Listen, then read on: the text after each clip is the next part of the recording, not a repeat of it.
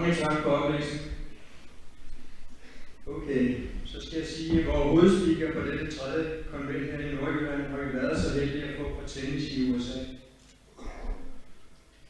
We are proud to be able to welcome Greg here this afternoon, who has come such a long way to share his experience, strengths, and hope with us.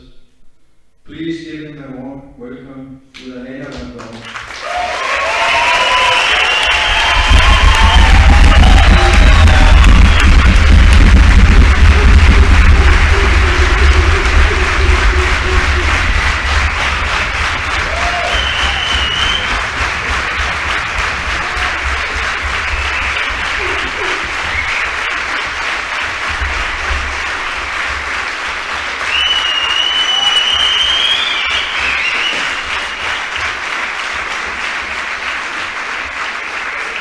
My name's Greg. I'm an addict.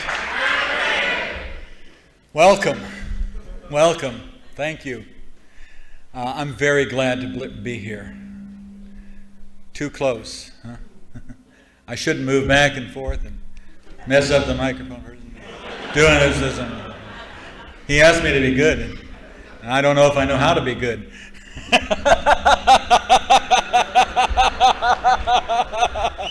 You're lucky you don't have a translator. I'd mess with them too. It's okay to laugh. It's okay to laugh. You know, NA is about living. It's about enjoying life. It's about being happy. It's about breathing. It's about all these things. About living, about life. And it's okay to stop being that sad, that desperate person that walked in the door. It's about coming alive, and I'm alive. Yeah. When I share, I like to start with another moment of silence. Because, is that the one that's doing it? No? Okay, well, let's just, I don't know, maybe I should move further back. Is this better? No? Is this better? Should I be closer? Okay, let's see if I can be closer. Is that better? Okay, I'll try not to move. I'm driving him crazy.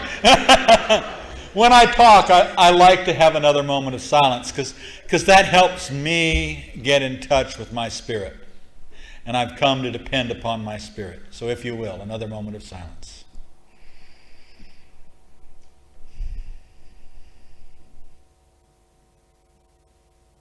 Thank you, God.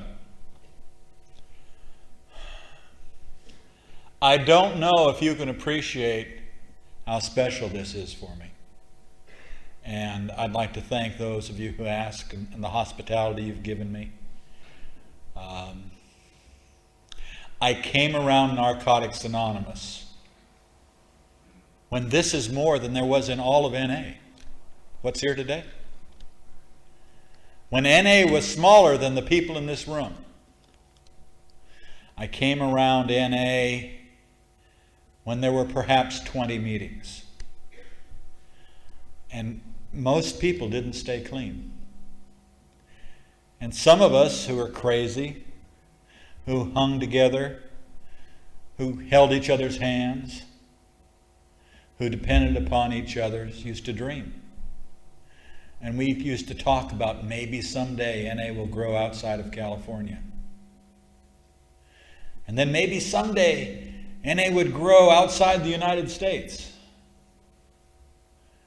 And so your very existence is the fulfillment of a dream. And I was sitting here in the workshop this morning and we were talking about some of the conflicts and the arguments you have with language. And I don't think you have any idea that it is such a miracle that you exist. That it is miraculous. That it is, to me, takes my breath away. That you're even here. That there are addicts here in recovery to fight with each other. It's wonderful. Because NA, we didn't know if NA was going to survive. We didn't know if the few of us that had bet our life on something that was just barely there, we didn't know if NA was going to survive. And it's like the old members in any community. I'm sure there's some folks in Denmark here who helped start the meetings in the different communities. And they're all crazy. Your oldest members are the craziest ones. Just think about how crazy you have to be to bet your life on something that doesn't exist. I'll bet my life on Narcotics Anonymous, and I'm the only member. I mean, that's crazy, right? And so that's real. So take good care of them. Take good care of them. They need your help. You know, those of us who've been here a long time, we need your help. I'm here today, 27 years later, almost 28 years later, for the same reason I came to Narcotics Anonymous. I can't live based on my own energy, based on my own intelligence, based on my own good choices. I'm here because I can't live without you. I can't live without you. People ask me some people ask me if I was nervous, and I don't get nervous before I talk. And the worst that can happen is you'll think I'm a fool. And you already know that when I say my name's Greg, I'm an addict. We don't come any other way. No one goes to NA because things are going good. It's go to hell and turn left. And there's NA. None of us knows how to live. We are the world's worst lovers. We are the world's worst employees, or the best, depending upon whether or not we're obsessed with the job.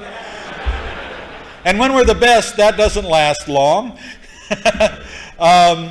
We don't know about living peacefully in harmony with other people. We don't know a lot about friendship. We don't know about how to live. And yet here we are, thrust in this room together going, oh my God, what do we do now? And the thing is we take turns saving each other's lives. We hold each other's hands. We embrace each other. And we try to figure out how to live together. And you know what? It works. I talk to a lot of people. People call me with problems. People come up to me with problems. I have sponsees that have problems. They're all the same problems. Everything boils down to one problem. There is only one problem. I'm powerless over my addiction and my life has become unmanageable. That's the problem. And that shows up a million ways. And it's funny, after all these years, the answer is all the same. There's only one answer, too. And that's that a power greater than myself can restore me to sanity. That's the answer. You have problems in your daily living. They all boil down to your being powerless over your addiction and that your life has become unmanageable. The answers to all those problems in daily living are all a power greater than ourselves can restore us to sanity. And I don't know how much simpler than that I can put it. But that's the way I try to live my life. And if I can keep that perspective, then I don't mess it up and make it worse. Because I'm an expert at making things worse. I could take minor problems and make them into tragedies. There's an old saying that says we're the type of people who from a single tree can create a mighty forest in which we immediately get lost. And that's me. That's Greg. Let me tell you a little bit about how I got to NA. I got to NA the same way most of us get to NA. Desperate. Sometimes we don't know we're desperate. Isn't the sun wonderful? Yes. Even if it's shining in your eyes, it's wonderful. Just think, the sun wasn't shining all morning. We come in here and start having a meeting and the sun shines. That's how powerful this is. That's how powerful we are. That's how powerful that our God that works through each and every one of us is. It's amazing. You know, feel the Spirit. Feel the Spirit in this room. Look around you. See the Spirit. You know, I get to see all your eyes. I do. I get to see your eyes. And what I see in your eyes is a little desperation. I see pain in your eyes. I see life in your eyes, in some of your eyes. I see hope in some of your eyes. You know, it's almost when we look in each other's eyes, we begin with, an emptiness. We begin with a deadness. And then you can see a little spark. Maybe there's hope. Maybe. And you can see that grow and shine. And it's a miracle. It is, to me, one of the great joys of NA is being given the opportunity to watch a newcomer come alive. A newcomer step off the path of self-destruction and say, no more. And find hope. And find a way to leave the past in the past. And find a new spirit. Having had a spiritual awakening as a result of these steps. A new spirit. Anyway, I was talking about how I get to NA. I sometimes go shh. That's okay. I started using when I was a small child. By prescription. I started using diet pills. Speed. And I loved it. At 7 years old, I loved speed. 8 years old, yeah, that much. That's about what happened, too. And then they started giving me other pills to take care of that. So by the time I was 10 years old, I was a full-blown addict. I was taking diet pills, speed. I was taking sleeping pills and tranquilizers. And if one did X amount of good, then 2 did 2X amount of good, and 3 did 3X amount of good, and if it was in the medicine cabinet, it was mine. And I was a full-blown addict. I didn't know I was an addict. I wouldn't have told you I was an addict. This was medicine. This was good for me. Because I got taught as a child, if you take something, it either makes you feel better, it makes you act better, or it makes you be better. And I was this little kid, everything. And I wanted to be all those. I wanted to act better and feel better, have people pat me on the back saying, you're a good boy, Greg. I wanted love. I wanted attention. I wanted all the things that children love and need. I wanted all that. And so I learned that lesson well. So I took things. I took drugs. And it just so happens I have a disease that I can't control. That when I put drugs in my body, something happens that I can't control. I could talk about all the technical stuff and all that stuff, but that's not really important. What's really important is that I know that I cannot use and expect to be able to guarantee where that will lead me. I'm still paying consequences of my addiction. And it's okay. I don't know where the disease takes me when I start to use. Now, there are some people I see go and come right back. And I don't understand. I don't understand how that can happen. There's some people I see go and never come back. I understand that. I haven't had to go. In 1969, I started noticing that things were real bad. Things were getting very bad. And one of the things that happened in December of 1969 is my girlfriend gave birth to our child. And I really wanted that child. And maybe the first big hole in the wall of my denial was the realization that I couldn't promise to be around to help raise that child. That based on the way I was living, I probably would not survive. And that was one of the first holes. And probably about this time, 30 years ago, 29 years ago, is when I started having that realization that, even though I would like to be a part of that child's life, I can't promise. Because I know that I'm an addict. I know that I will probably die of addiction. Death by addiction. We gave the child up for adoption. And I don't regret that decision. It was a good decision. There's a sadness there.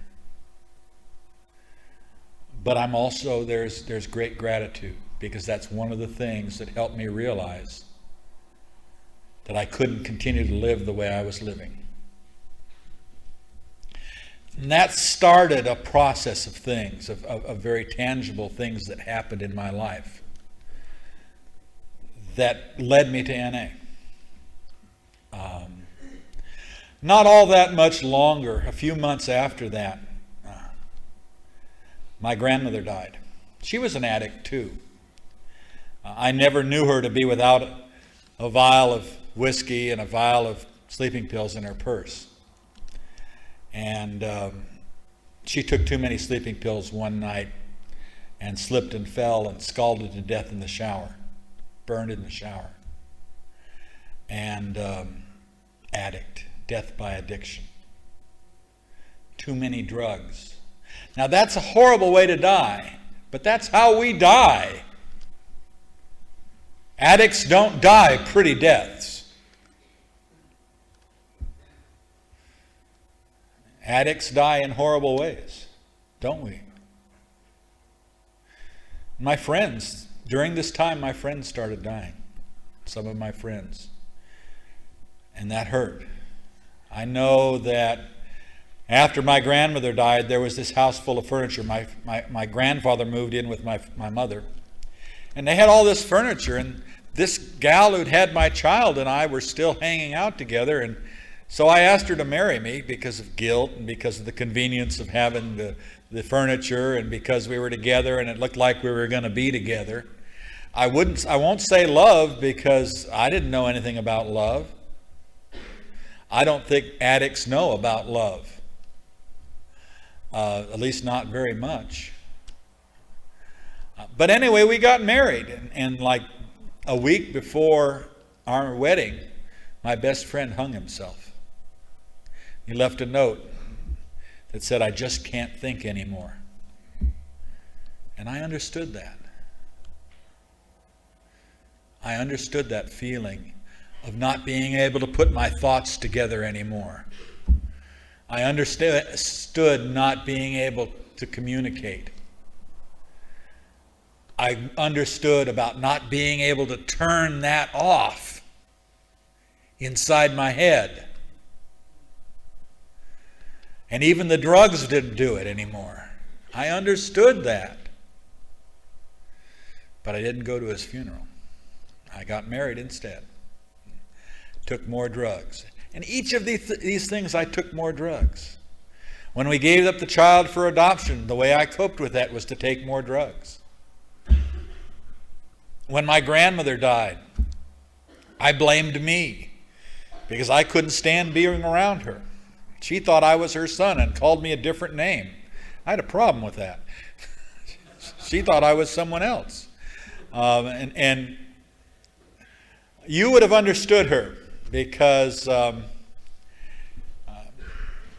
she was European. and had family from all over. And her shopping lists were in 4 or 5 different languages. And I grew up in a very European household. So I understand some of your culture.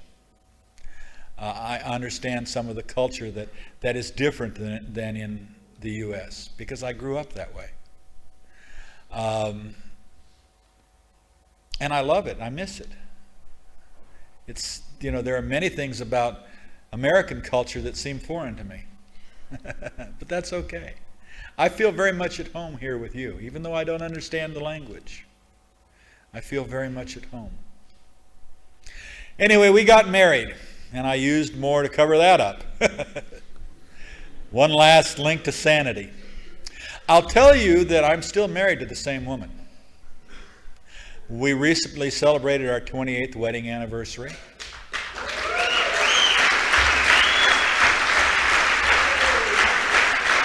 Yeah, that's more miraculous than staying clean that long. I know how to stay clean for a long time. I don't really think I understand about staying married.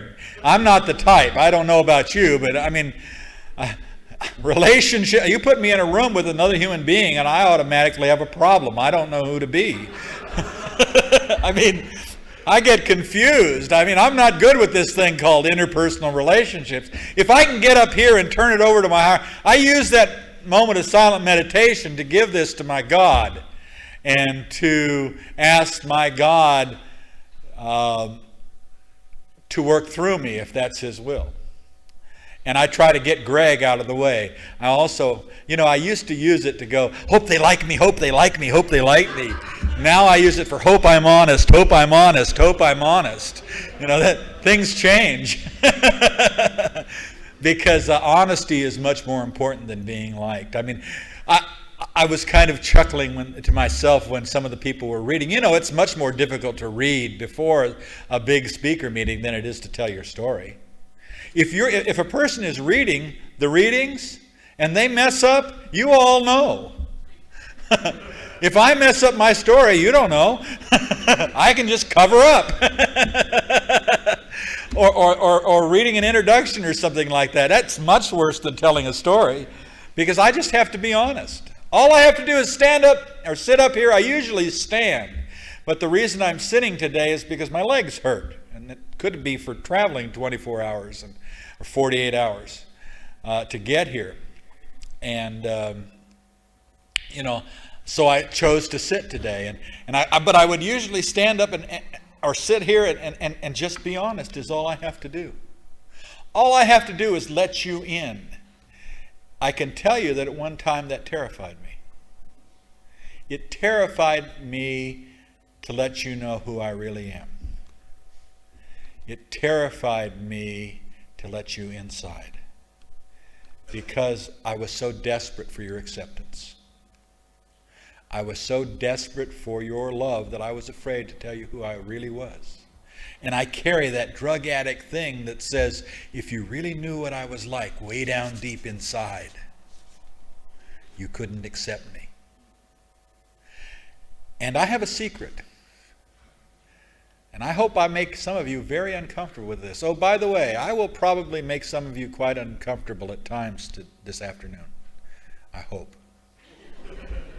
I hope I can challenge some of your ideas about recovery. I hope I can give you some new ideas. I hope I can give you what I've learned in 27 years. I know that I can't. I can't share 27 years of experience in an hour or two. I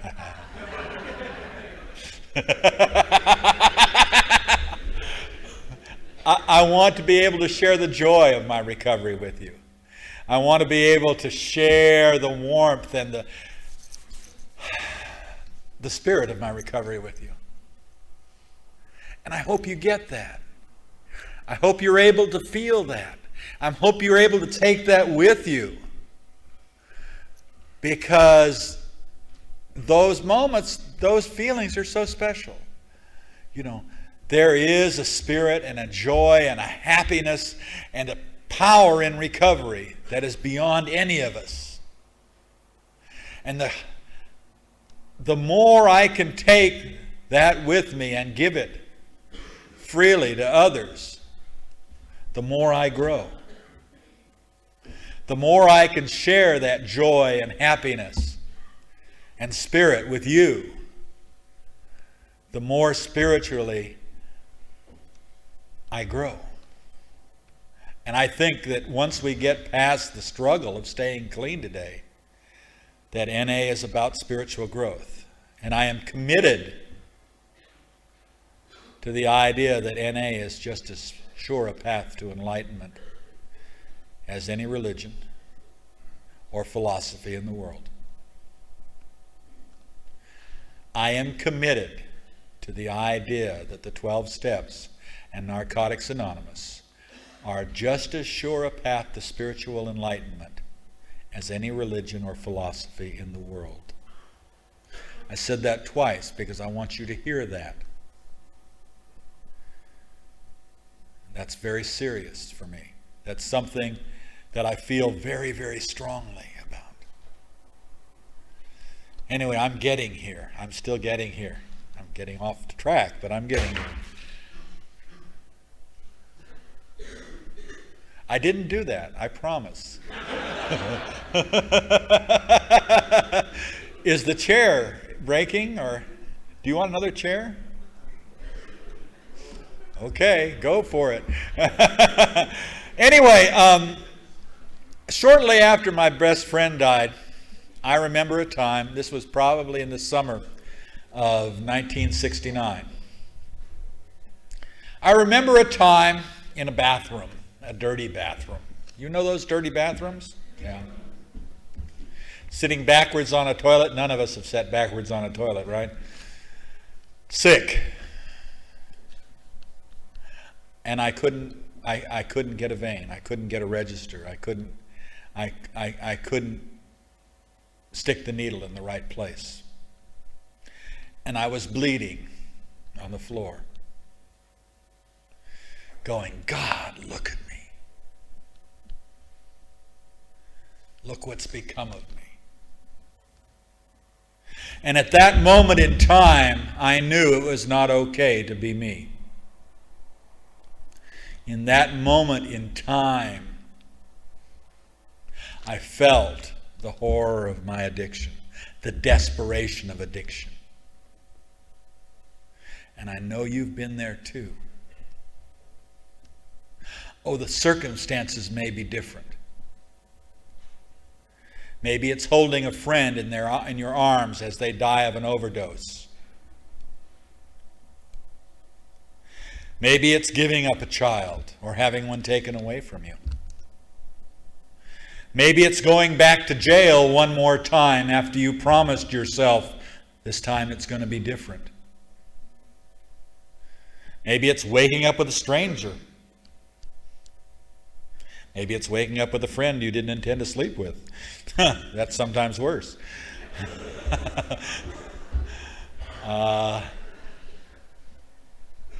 Maybe it's, but you got a time like that. You have that time of desperation where you're hated yourself more than anything in the world. And I hope you never forget it. I hope you are never successful in covering it up. Hold on to that, but never go back.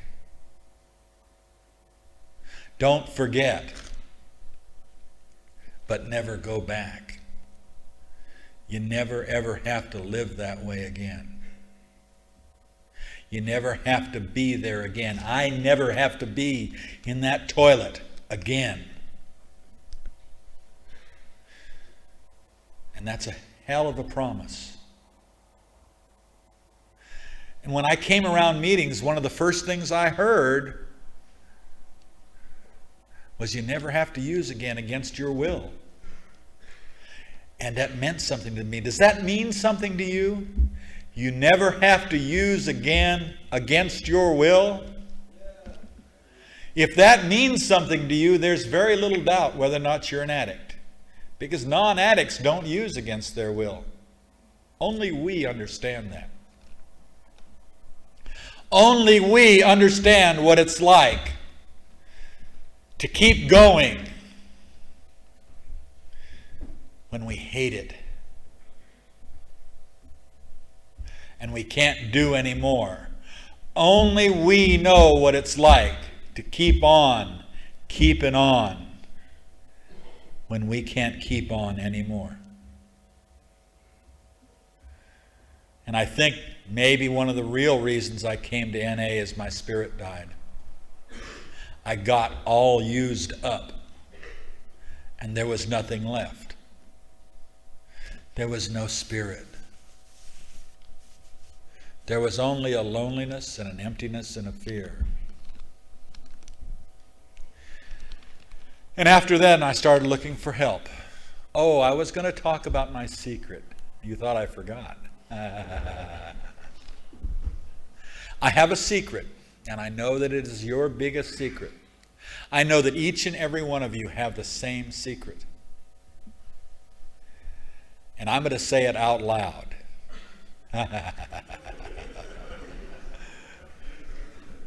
Way down deep inside of Greg, way down in here, there's a little child who's mostly terrified, who doesn't know how to live, and who is vulnerable, who can be hurt even when someone doesn't even know they're hurting him or mean to hurt him. And you have one too.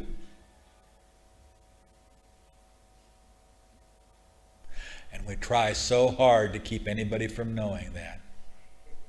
Huh? Think of the things you do to keep anyone from knowing that there's a small child who's vulnerable and really doesn't know how to live and doesn't have their shit together. Think of all the things you do to hide that child from everyone. Huh? Yeah. Me too. Me too. But you see, now that I've said it, you don't have to. And you can spend at least the next little bit and not try to hide that. That's a miracle. Because the toughest thing, one of the toughest things I've ever had to do was let you know about things like that. To let you know that I don't have all my shit together. To let you know that sometimes I'm afraid, and to let you know that I'm vulnerable. I never ever wanted to let anybody know about that. I started looking for help probably in the summer of 1970. And what I found out, there was no help for an addict. There were no treatment programs. The only one I could find was Synanon. And they wouldn't take me because I'd never been arrested. I'd used drugs every day for 15 years. But I'd never been arrested. And they didn't want me. And I said, okay, I must not have a problem. You know how that goes. And the next time I looked, after I realized that I had a problem again, there was no place to go. I'd never heard of NA. I mean, there wasn't much. There were no treatment centers. There was no place to go. And so I started calling the phone numbers, the help numbers that I saw and heard on the radio in the middle of the night. You know those? And I think I originally called a suicide line. And they said, "Are you eligible for Narcotics Anonymous?" I said, "I don't know. What do you have to be?" And they said, "Well, we don't know either, but we got this phone number. Why don't you call them? You sound like you might be a candidate." So I called, and they said, "Narcotics Anonymous." And I talked to someone in Narcotics Anonymous. And they said, "Why don't you come to a meeting?" And I said, "What's that?" I'd never heard of Narcotics Anonymous. And I didn't know whether I qualified to be here or not. And actually, they said, come to a meeting. This was a Tuesday night. I was, 24. It was a Monday that I called. I was less than 24 hours off of a 2.5-year run. And I wasn't going to any damn meeting, I'll tell you that. I was sick. And I was so sick I couldn't lay on the bed because I kept falling on the floor. So I just lay on the floor and shook. And that's how I kicked a habit, laying on the floor, alone. My wife was around, but she has cold hands. And all she wanted to do was like rub my back. And every time she touched me, I'd ah! She almost died. She doesn't know that, but she did. Lois and I, by the way, we still like each other a lot. We're still good friends. We have 2 more kids. One is at the university about to finish. One is almost ready to go to the university. We're counting the days till they're gone so we can play again together without them. It's wonderful. I mean, really, we really like each other.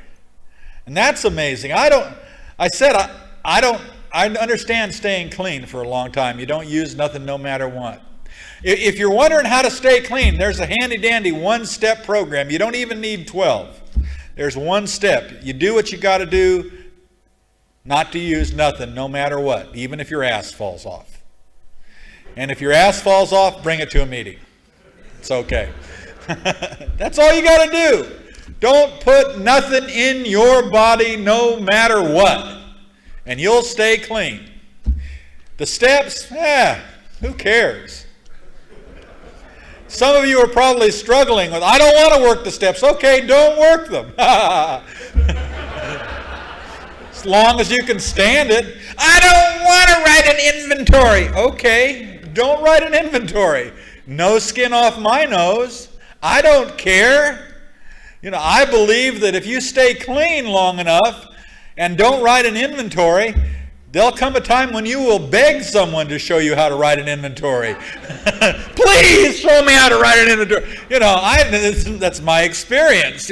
When the pain gets bad enough, I'll finally do something.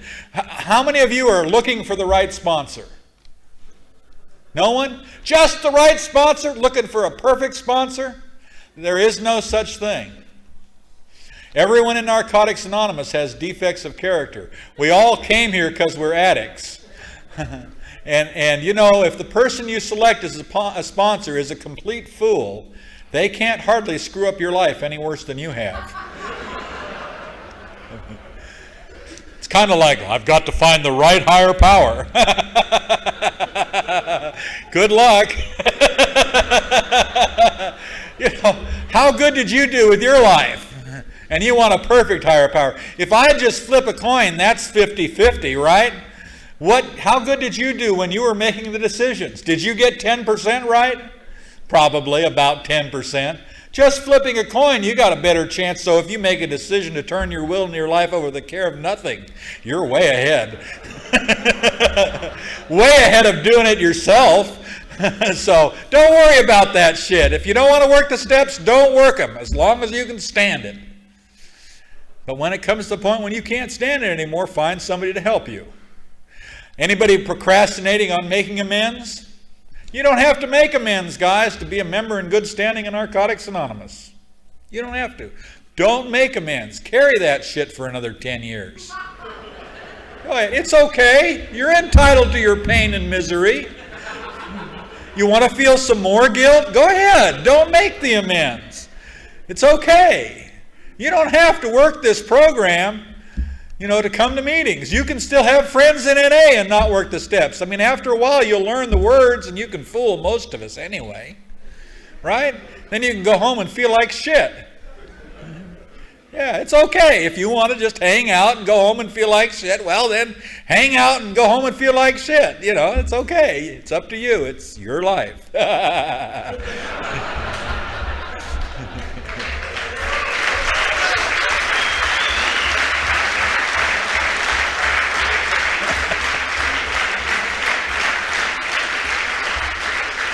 anyway, I started looking for help, and there was no help, and this suicide line said Narcotics Anonymous, and I promised the man I'd go to a meeting. This was bizarre. There was a meeting on Thursday night, and I counted. I could still count to 10 anyway, or 5. I have to be real.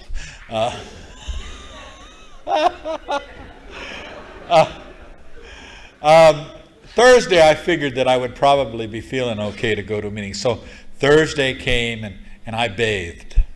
Now, this is a big deal, folks, because there had been this acid trip years before that, and ever since then, water hurt. You know about that?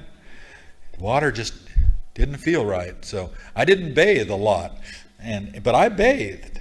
I wanted to make a good impression. I mean, after all, this was going to be Narcotics Anonymous, and there were going to be drug addicts there, and I was just this 23-year-old kid, happened to have a little bit of a problem using every day for 15 years.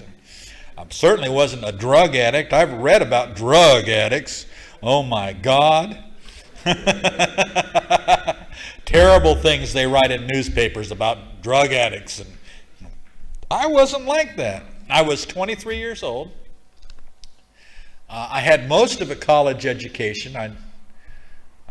I'd gone into my senior year, and I was doing good, and then things became more important, and 2 years later they kicked me out because of my grades.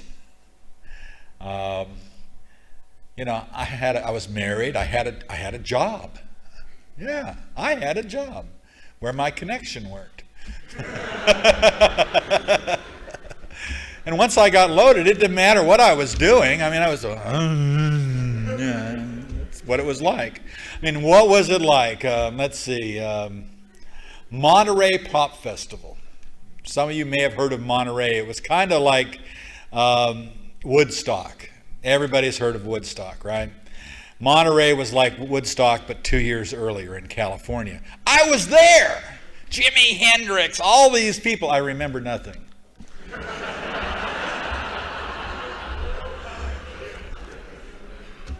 Recently in the United States, they had a celebration of the anniversary of the first man landing on the moon. I remember, well, no, I can't say that. When that originally happened, I had a job, and they brought in TVs, and we were all going to watch it, They made a big deal. We got to stop working, and giant step for mankind, and all, you've seen it, And I was there, and I was, and I missed it. I missed a giant step for mankind. Only a dope fiend, huh? And had to watch the reruns. That's what it was like. That's what it was like for me. And, all the other embarrassing things that go with being an addict. And all the other tragic things that go along with being an addict. And all those things we end up doing that we hate ourselves for that go along with being an addict. That's what it was like for me. And anyway, I bathed, and I got all dressed up for this meeting. I went under the bed, and there was a box under the bed that had a suit in it. And I put this suit on, and I was all dressed, because I didn't want you to know who I was. You were terrible people. You had to be. This was Narcotics Anonymous. And back in 1970, people did not look on drug addicts very favorably. This was still the time when you were still going, only good addict is a dead addict. And society did not like us at all. And I was going to go to a Narcotics Anonymous meeting, but I promised. Now, I was a good promiser. I promised. I was a little shallow on follow-through sometimes. But I was good at making promises. I could make lots of promises. But I went to that meeting, and I don't know, and I heard that thing that I shared, you never have to use again against your will. It was a room, and there were perhaps 20 people in the room. One of 10 Narcotics Anonymous meetings in Southern California, including H&I meetings.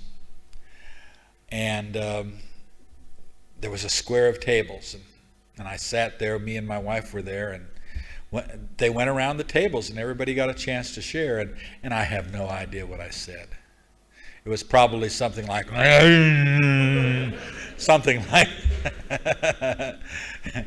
and yeah, that's what it was like too. I mumbled a lot.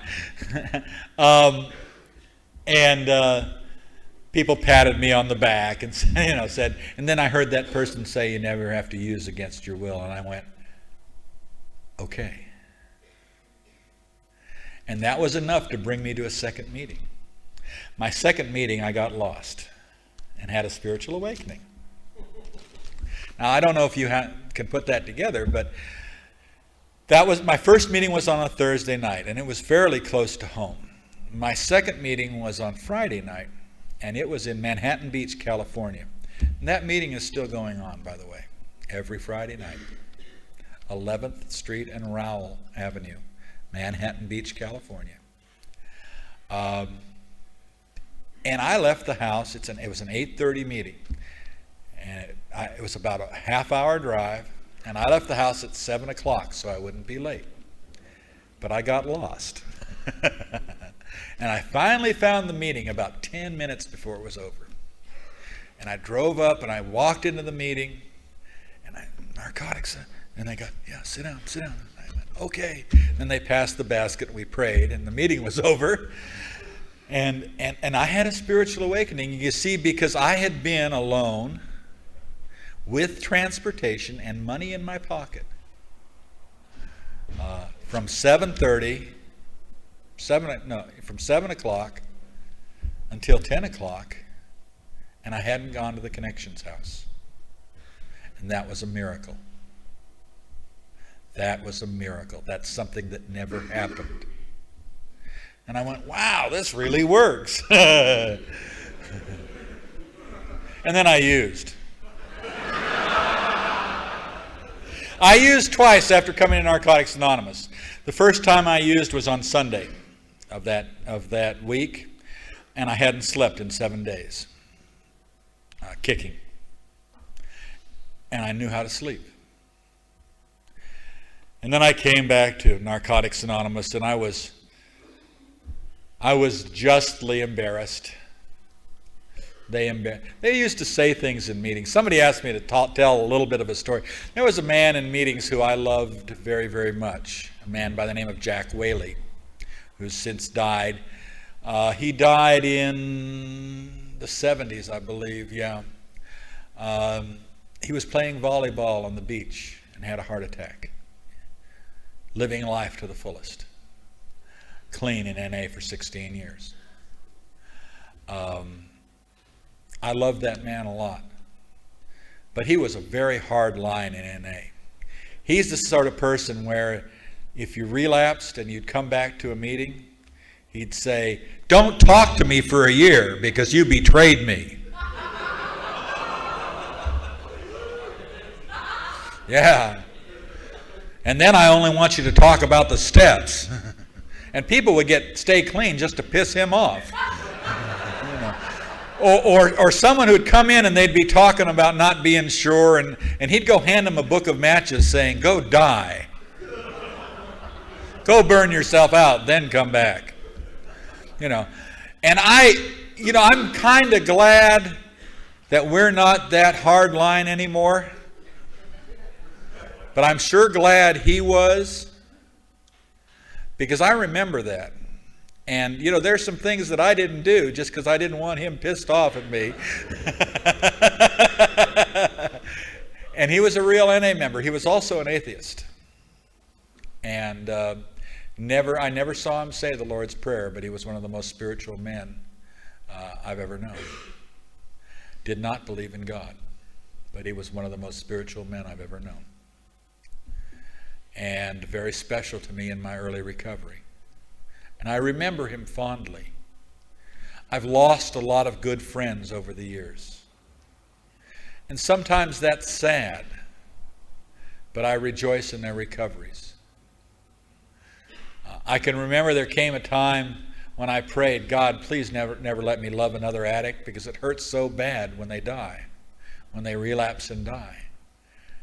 And that's not the answer, because I know what it's like to feel dead inside. And that's not what I want to be. That's not the person I want to be today.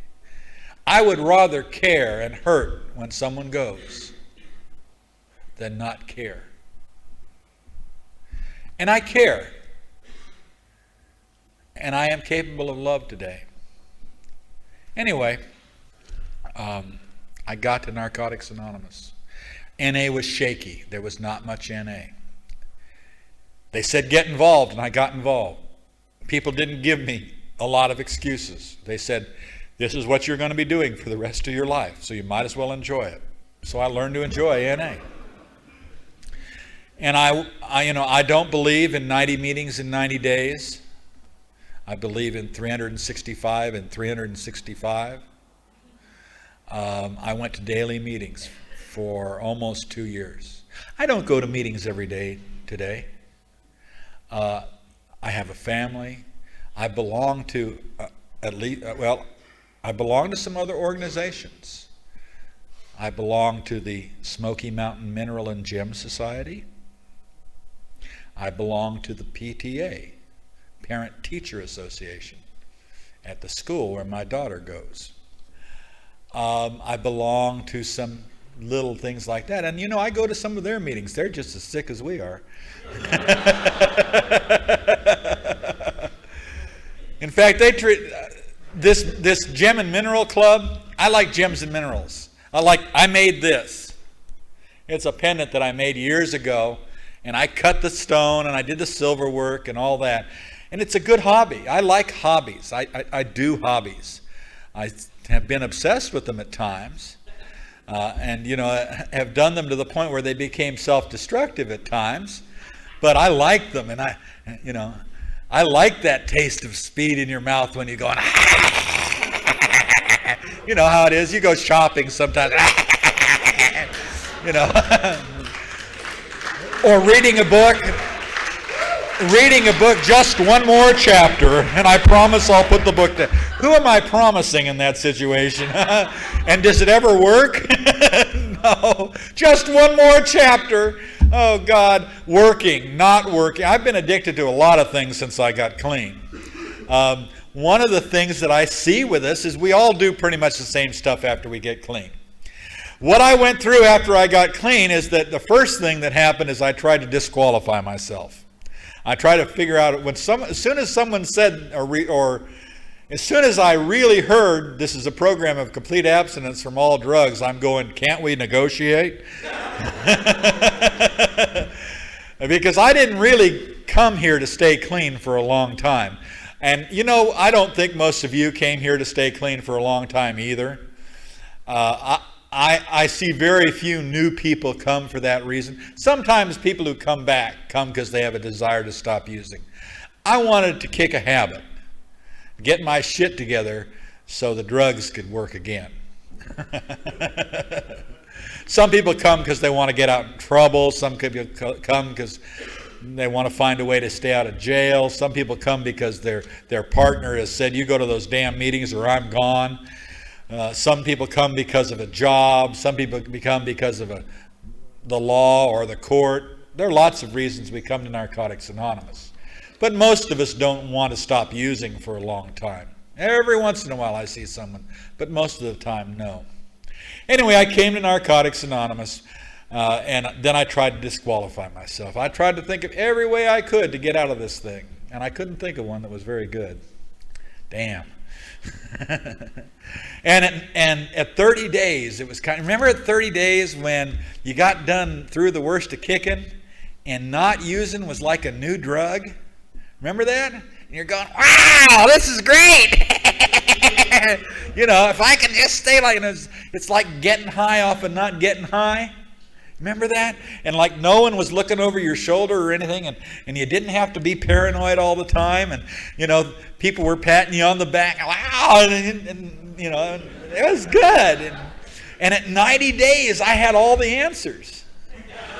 Yeah, I'd memorized the readings, and if you'd ask a question, I'd say something profound like, the therapeutic value of one addict helping another is without parallel. And I didn't think you knew where that came from. And there wasn't a lot to choose from. Now we have books that you can pick obscure lines from, and people, sometimes you can fool people and let them think you know what you're talking about, and you're just quoting something you've heard. And it's, you know, it's okay, because we all do that. We all want to fit in, and we all want to say the right things. And it's good, because by saying those things, sometimes we start believing them. So if you're really not sure, say it. Maybe you'll start believing it. And then about 4 or 5 months, the big blue bird of feelings flew over me and went, and I went, oh my God, where do these come from, right? And I remembered why I used, because of all those feelings. And, you know, and at 6 months I'm going, oh my God, it's not the drugs. Because I figured if I cleaned up, everything would be wonderful. And there I was, 6 months clean, going, what do I do now? And it was called substitution. If there is one lesson that I have learned in my recovery, is that there is no substitute for surrender. There is no substitute for surrender. There is no substitute for surrender. Damn it! But we spend a tremendous amount of time and energy looking for a way to avoid surrender. There is no medicine that will help you avoid surrender. There is no therapist that can keep you from having to surrender. There is no step writing guide that will keep you from needing to surrender. There is no religion that can keep you from having to surrender. There is no philosophy. There is no magic hidden readings that you can learn about and that will avoid you, that will let you not have to surrender. There is no substitute for surrender. There are no shortcuts. And yet we spend years looking for them. I'm sorry. There are none. There is no substitute for surrender. Sooner or later, you have to give up control of your life. And that's terrifying for each and every one of us. Sorry. Oops. Yeah. And that started that process about 6 months. I started substituting, finding a way to control those feelings. Because if I could find something out there that I could focus on hard enough, I didn't feel them. And I went, you know, I gained 180 pounds. I gained a person eating. And reading, I talked about all those things I talked about. Sex, working, not working, cars, whatever I could think of. Gems and minerals. I'm a stamp collector. Stamp collecting has been a pretty good hobby for me. I did that when I was a kid. And like my stamp collection sat for years and years and years and years. And I picked it up in my recovery, and you know what? I enjoy it.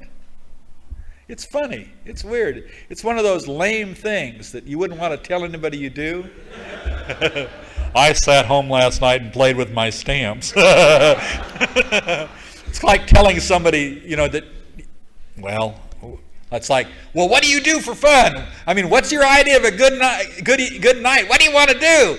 Well, can we go home and sit by the fire and read a book? You know what? That isn't cool, is it? You know what cool is? Yeah, cool is what happens to your body about 15 minutes after your heart stops beating. We start getting cool. Yeah. Anyway, and everything happened to me the same as for you. And remember, you know, just before a year, when you're going, oh my God, if I stay clean another couple of weeks, I'll have a year clean, and wow, I'll have made it. And you know, whoa, how can I sabotage this? You know, or just right after your year when you're going, boy, I'm glad that's over with. Now I can get back to living like a real person. Or hanging on to being a dope fiend. You know, it's funny how we want to. I can remember for me there was a time. What it was a dance, and I probably had about 90 days clean. And there had been 2 young kids that had blundered into the program. And one of them died. One of them OD'd and died. And he was a runaway, and so there was no family involved. We didn't even really know what his name was. But we put on a dance to raise money to bury him. And we got one of the local schools, one of the bands from the local schools, to come play for this dance so we could raise money. We got, some of us that were helping put that on got word that the band members were down underneath the stage smoking weed. And so we went down under there and to tell them not to do that, you know, and I was embarrassed. You see, I wanted them to think I was cool. I wanted them to think that I was still an addict, but I didn't use drugs. And I think we all, well, maybe not all, but most of us fall into that trap. We want people to think that we're still okay, but we don't want the consequences. We want to be able to be clean and keep living like a dope fiend. The trap there is, there's a principle called the principle of reciprocity that I believe very strongly in. Every religion and philosophy has it. I mean, you reap what you sow. Karma. Do unto others as you would have them do unto you. What goes around comes around. The way you live determines the way you live. That's the way I say it. The way you live determines the way you live. And if you're living like a dope fiend, guess what? You're going to be living like a dope fiend. Think about it.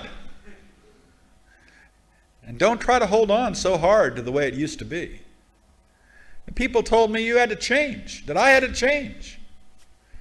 I had to change everything about my life. My problem is, like, I had one foot nailed to the floor and I just spun for about 10 years. You know, and I didn't know what to change into. So I just got busy and busy. And I kept changing, and I didn't know where to stop, and I didn't know what to be, and I didn't know what to do, and it was, you know, but I had you. And that was that one anchor. I had NA, and it was okay.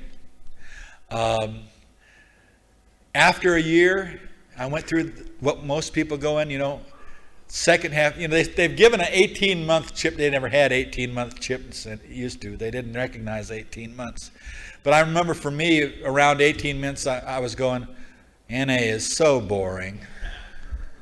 I've heard that person share 43 times, and he always says the same thing. And it's really boring.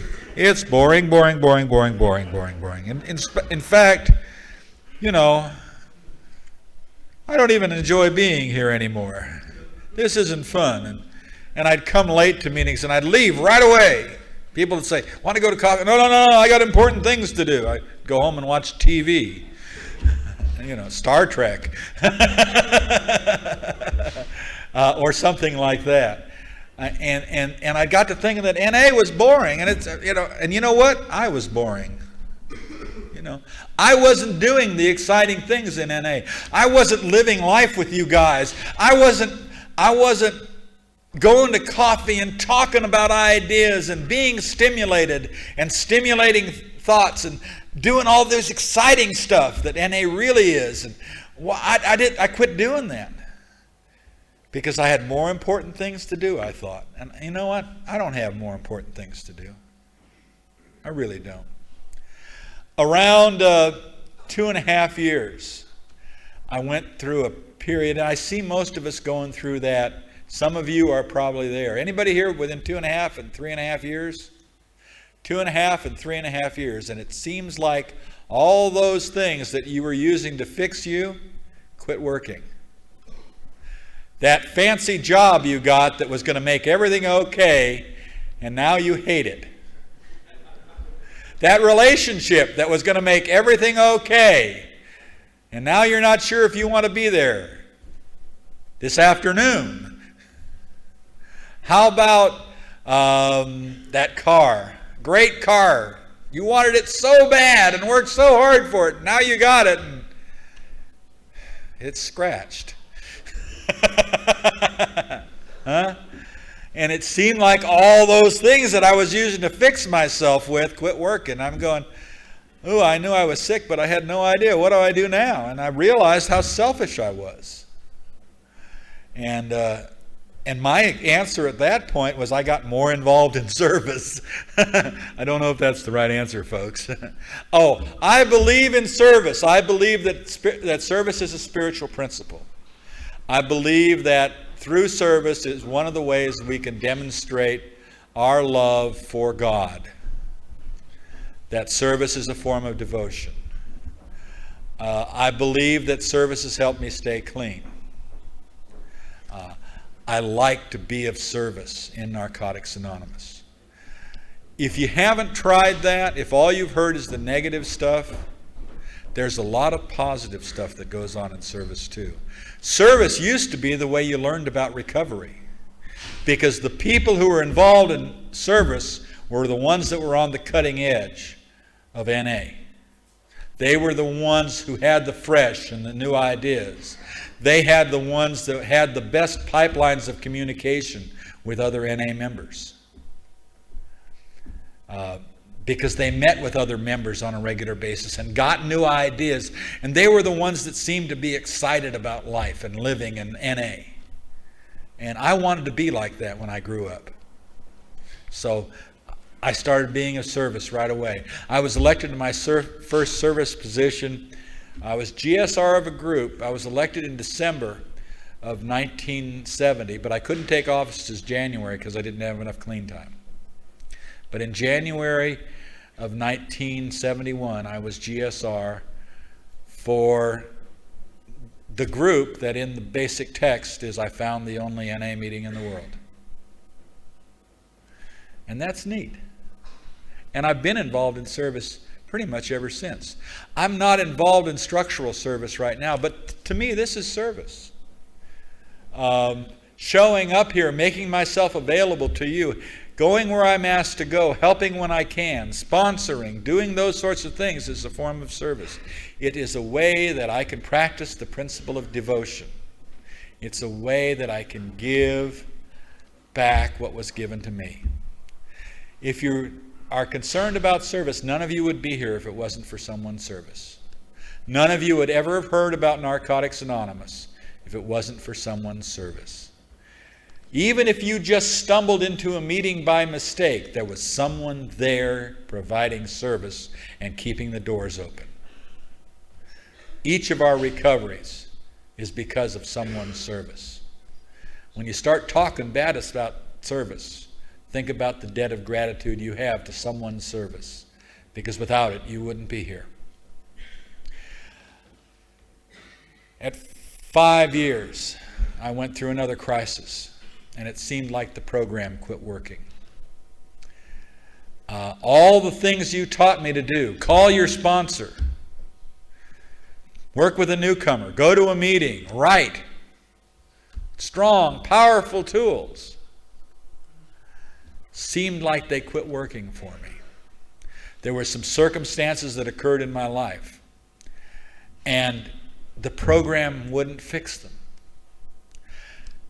And I came to the realization that I couldn't fix myself, even with NA. The mistake I'd made was the idea that I could fix myself with NA or with anything else. I can't fix Greg. I can't fix me. I'm powerless over my addiction. My life has become unmanageable. And it took me 5 years to get that understanding of the first step. The realization that I couldn't fix myself even with NA. And the answer was, this God shit everybody's talking about, it better be for real or I'm fucked. Yeah. And if I offend some of you by saying that way, I'm sorry. But that's the way I feel it. That's my experience. That's the only way I can say that politely, but it's not the same. And that was the beginning of real spiritual growth on a new level for me. And since then, I'm learning all the time. My program has gotten simpler and simpler and simpler. Probably my biggest growth in the last few years has grown out of looking at the second step. Oh, but he's been clean 27 years and he's still working on I'm still working on the first step, folks. This is not something you do once and put away just in case you might need it later. The 12th step says we practice these principles in all our affairs. NA is not something you do. It's something you are. It's a way you live. It's a way of approaching this thing we call life to make it possible to continue, to make it possible to be happy. I don't believe anyone ever completes a step. One of the big things I am concerned about with these new step writing guides is that someone will do that and think they're done. Wrong answer.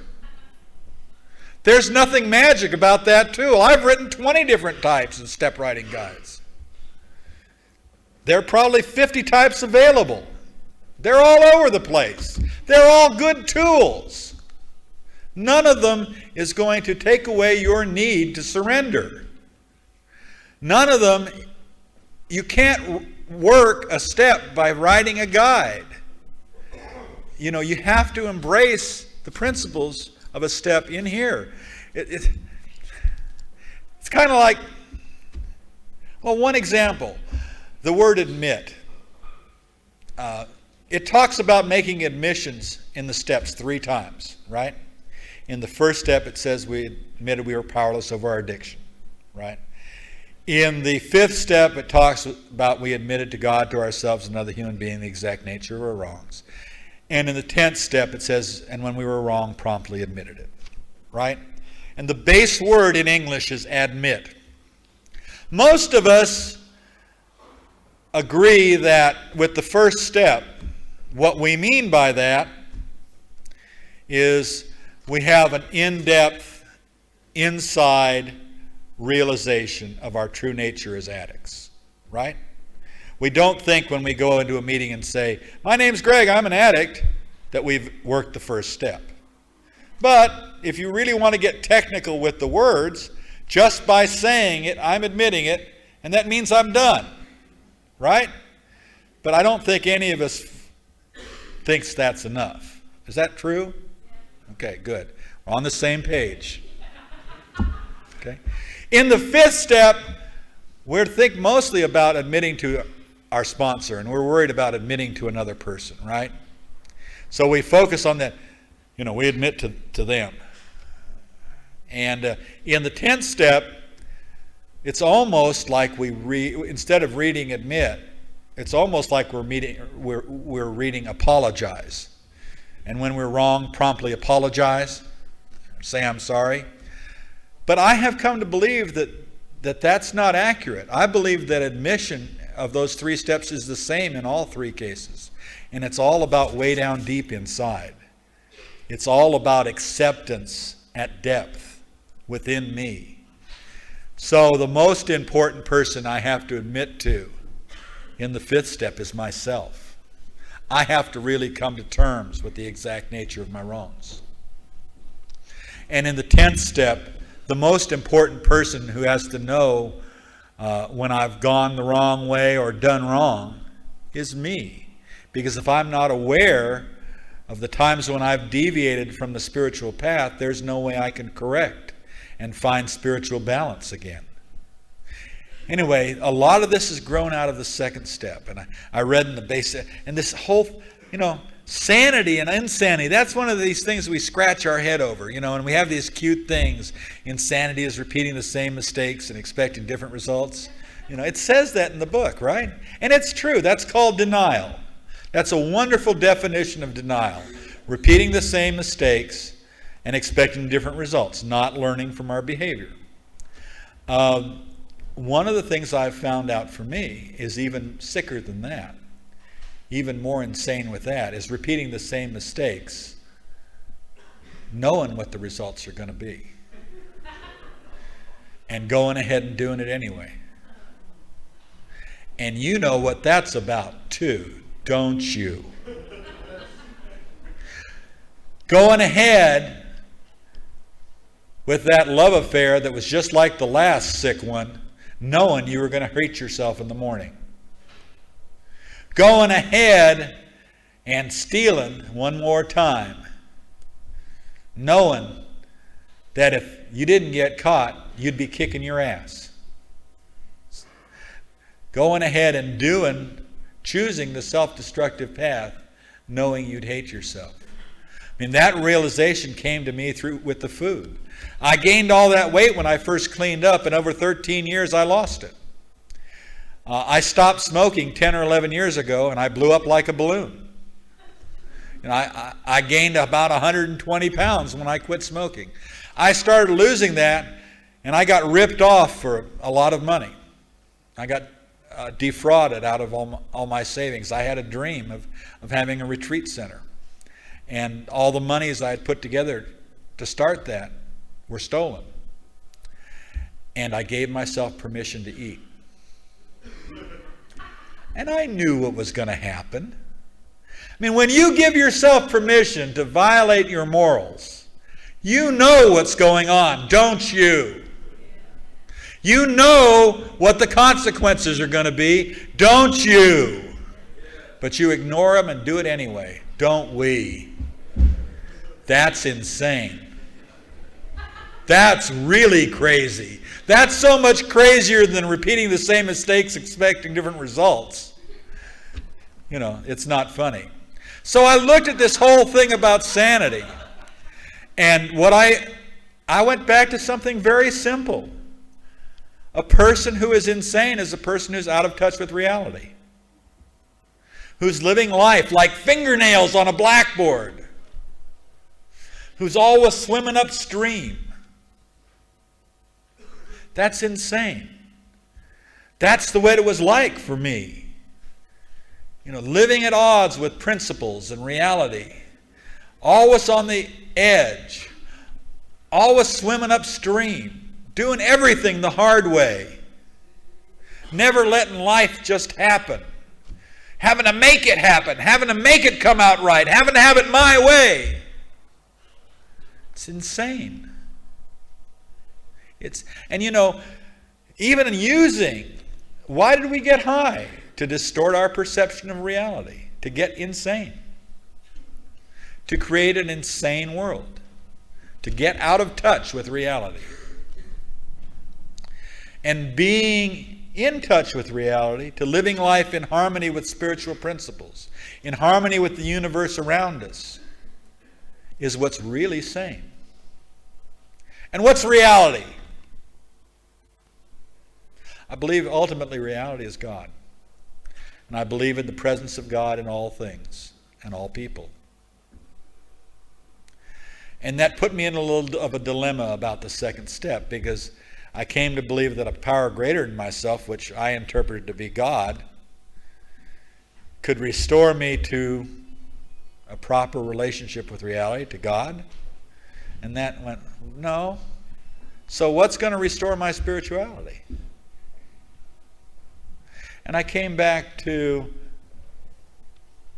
our program as a set of principles, written so simply we can follow them in our daily lives.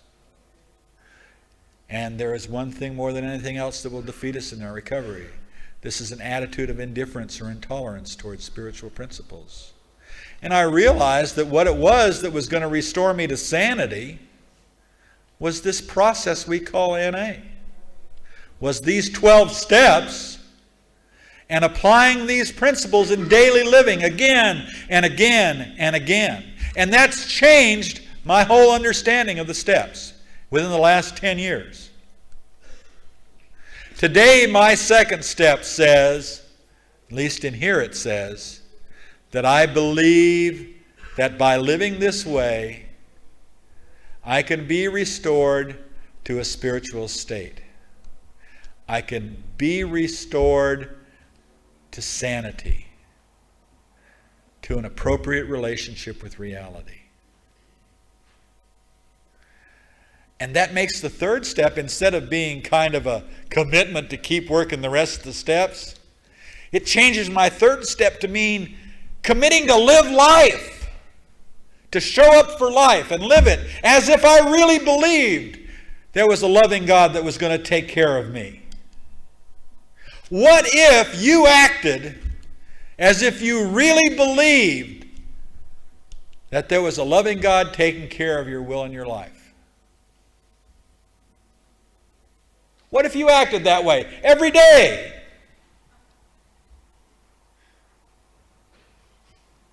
That's a challenge. It's hard. I can't do it. But I honestly think that if I could do that, my life would be much better. That I'd be a much more spiritual person. That I'd have much more peace and serenity.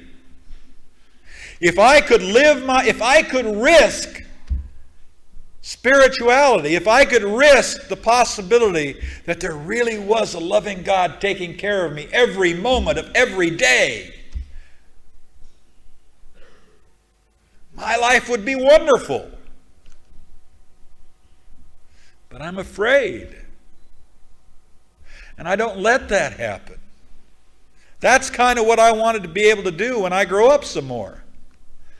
I want to have less of a stranglehold on my life. I want to better be able to trust that there is a loving God that will take care of me. And the fourth step, instead of being show and tell, I hope you love me even though I did all these horrible things. It becomes an exploration of morality, like it says. A searching and fearless moral inventory. An assessment of my morality so I can learn what the rules are. So I can learn how I've deviated from a spiritual life. So I can see how I've gotten off track over the years. So I can see the patterns that I've developed that keep me stuck and keep me away from God. And then I have to own that. And another person is there to give me some perspective because I'm prejudiced about Greg. I am not capable of being objective about me because all my hopes and fears and dreams and experience are tied up with me seeing me, or get in the way of me seeing me objectively. That's why I need a sponsor. That's why I need you. That's why I need to have another person there when I do my fifth step, so not only I can accept the reality of the harm that I've done, the wrong that I've done, but you can give me some perspective that isn't clouded by all my own stuff. And a higher power's got to be there because it's tough to lie to God. It helps keep me honest. If I invite God into the process of a searching and fearless moral inventory, I'm less apt to deceive. The first time I wrote an inventory, there was something on there. I described a whole event that never happened. I did. I wrote in detail about someone who had ripped me off, and I took them out and I broke their wrists. It never happened. I did that for my sponsor. So he'd like me. This shows you how crazy I was. I was telling this man about breaking somebody's wrist so he'd accept me. I didn't think he'd accept me unless I'd done something horrible. Little did I know that the horrible things I did were the times I violated myself. The most horrible things that happen in our lives, we did to us. 6 and 7 are defects and our shortcomings. They become the things that prevent us from growing spiritually.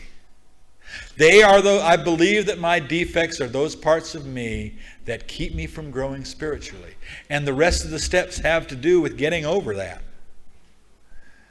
And in the 7th step, I make a petition to God, a prayer to God. I think there are 3 prayers I make in the course of the step. In the 3rd step, I ask for protection and care. I ask for God to take care of my will and my life. And I commit to that. In the 7th step, I asked for God to remove my shortcomings, for healing, for change, for growth, to have those things that keep me from growing spiritually taken away. And I commit myself that that will happen. In the 11th step, I ask for knowledge and power, which translate to spiritual direction, so I can keep on track. God's answer to that prayer is no sweat, I got you covered in the 7th step. I got you covered. Here's what we're going to do. We're going to take care of all that shit from the past that you carry that keeps you stuck, and we're going to get rid of it. It's called amends. Don't make amends. It's not for them. Amends are for us. They're so we can forgive ourselves. Forgive. In English, there are 2 root words. For, before, forefathers, past. Give, to give. So the word to forgive literally means to let the past to leave the past in the past. To give the past to the past. And not bring it into the present. So my 8th and 9th step is about leaving all that stuff in my path that gets in the way of growing spiritually. That gets in the way of self-forgiveness. And the 10th step is about spiritual balance. It's about the present. It's about a way that I can check to see that I'm staying on track. And I do too much shit to get away with it, reviewing the day at the end of the day. I can make more problems for myself in a day than I can take care of quickly. And I believe in monitoring as part of the 10th step. And I'm always checking to see how I'm doing. Am I being honest? Am I living by what I believe in? And there's certain things I check. Am I obsessed with something right now? How's my driving? If I find myself driving too fast, usually there's something going on. How's my eating? That's another indicator for me. How much time am I spending looking for mistakes? Looking for escapes? How am I treating those people around me? Am I able to be patient and tolerant with them? Those are some of the things I look for all the time. And when I found I start going the wrong way, and when we're wrong, when I start moving the wrong direction from that balance I found through the 4th and 5th step, I make an adjustment. And balance is like the man in the circus or on the high wire, always moving. See, I thought balance was like a picture. This here, this there, this here. Nobody move, click. But have you ever tried to balance a broom on your hand? You can't do it by going still. You're always moving, aren't you? And that person on the high wire is always moving, continually adjusting to the forces of nature. And that's what the 10th step's about to me, a continual adjustment to life using spiritual principles. And the 11th step becomes so important for me. If I had to say which steps am I currently working, it would be 11 and 12.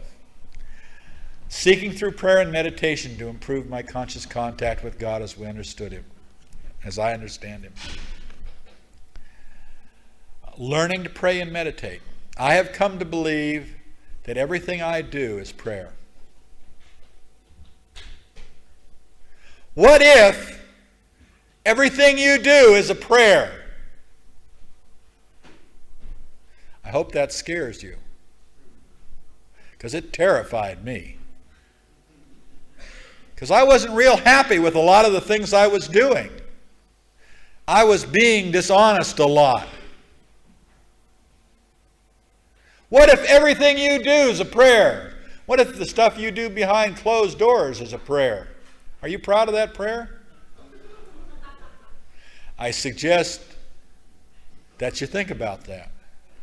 Because I do believe that everything we do is a prayer to our God for the way we want our life. And I believe that if I am able to see God in all things, then my awareness becomes meditation. And I've done a lot of fancy meditation, but the best is learning how to listen in an NA meeting. I mean, without all those other thoughts, oh, look at him, or oh, look at her, or what's everybody doing after the meeting, or let's go to the races, or all this stuff. Let's play cards, or all this stuff.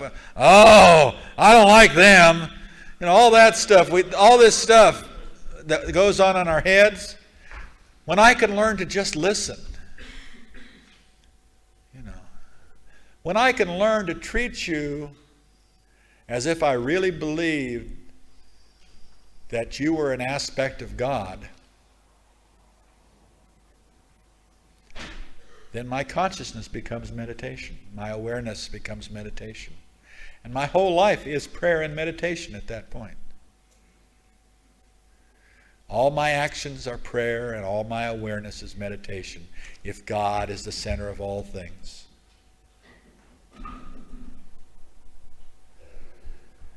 And from that, I can get out of myself, and I can find spiritual power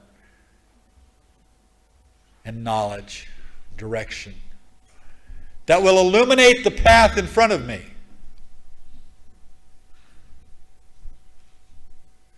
And having had a spiritual awakening as a result of these steps,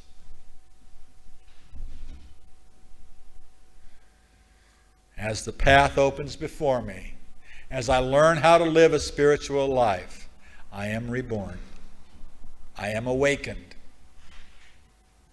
I am renewed and refreshed. I am recreated to the miracle of life. I try to carry this message, and I'm the message, and you're the message. How's your message? How is the message of your life? And practice these principles in all our affairs, and that's where it starts curling on itself. And it builds. And each time it builds on itself, and each time it grows. I'm done just about. And each time it gets bigger and stronger and better. And all we have to do is live this way. We're given a tremendous gift.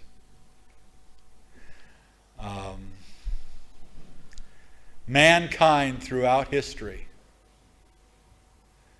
has sought a way to give meaning to their life, to our lives, to his and her life.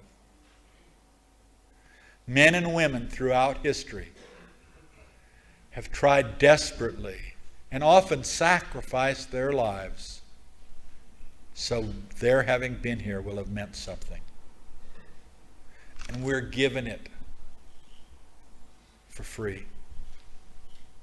Just by living this way. Just by taking time to hug a newcomer. Just by daring to be honest in a meeting.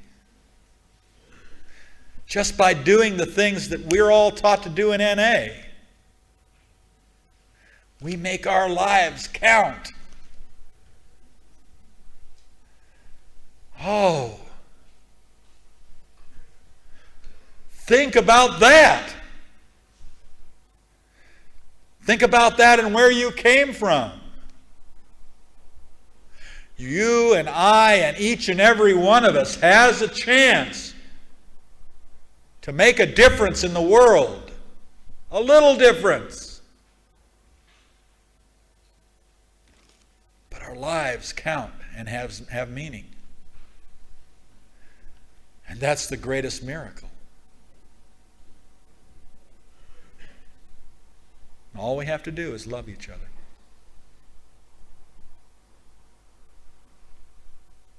And all we have to do is dare to surrender.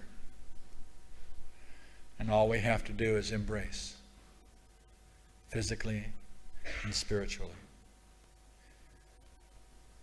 I love you.